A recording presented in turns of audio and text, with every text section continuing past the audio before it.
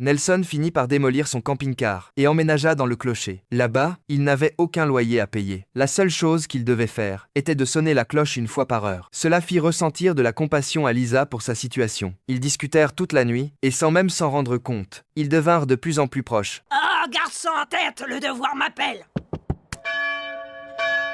Mais Homer ne voulait pas que Lisa soit avec Nelson, car il pensait qu'ils n'avaient aucun avenir ensemble. Après leurs adieux, Lisa repartit avec sa famille. Elle décida d'écouter les conseils d'Homer. 3 ans plus tard, Lisa finit par épouser Herbert. L'ancien intello était devenu un véritable génie du numérique et avait même fait la couverture du magazine Time. Dans un train, une fille poursuivait un voleur. Alors que le voleur s'apprêtait à sauter du train pour s'enfuir, Nelson, caché à proximité, l'attrapa instantanément. Le nouveau look de Nelson attira l'attention de Lisa. Elle pensa d'abord qu'il était devenu policier. Pas question. Personne ne veut être un flic pas cool de nos jours.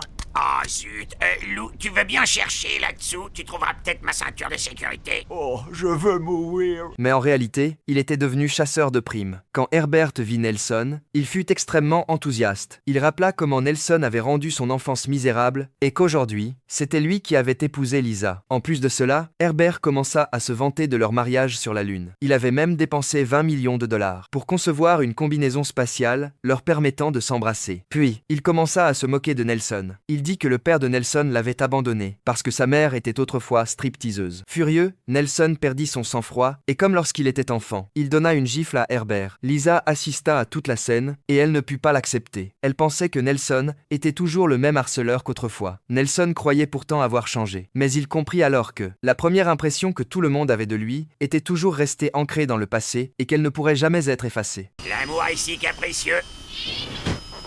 Lou, tu peux me pousser le cul aux toilettes? Oh merde.